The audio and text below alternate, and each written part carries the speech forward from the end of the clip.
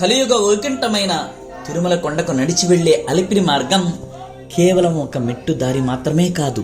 ప్రతి అడుగులో ఆధ్యాత్మిక మహాత్యం, ప్రతి రాతి శిల్పంలో విజయనగర రాజవంశాల చారిత్రక సాక్ష్యం దాగున్న పవిత్ర పదం. ఈరోజు మనం అలిపిరి నడక మార్గంలో సాగే ఒక అద్భుతమైన ఆధ్యాత్మిక ప్రయాణంలోకి అడుగు పెడుతున్నాం.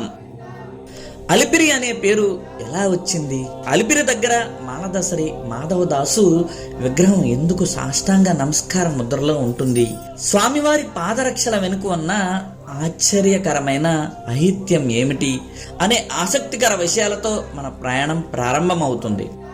మట్ల రాజుల నిర్మాణంతో పాటు సాళువ నరసింహరాయలు మరియు రాయల వంశస్థులు యాత్రికుల సౌకర్యార్థం నిర్మించిన గంభీరమైన గోపురాలు మరియు రాతి గోడలపై ఉన్న ప్రాచీన తెలుగు శాసనాలు, అహంకారాన్ని వీడి శరణాగతి కోరే పవిత్ర శిల్పాలు, అన్నమయ్య వర్ణించిన నడక దారి శ్రమ మరియు చుక్కల పర్వతాలపై ఉండే గాలిగోపురం విశేషాలు, ప్రాచీన మంచినీళ్ల బావులు మరియు డోలీబోయల విశ్రాంతి స్థావరమైన నెమళ్ల కోన, ఆ పక్కనే ప్రసన్న ఆంజనేయ స్వామి దర్శనం.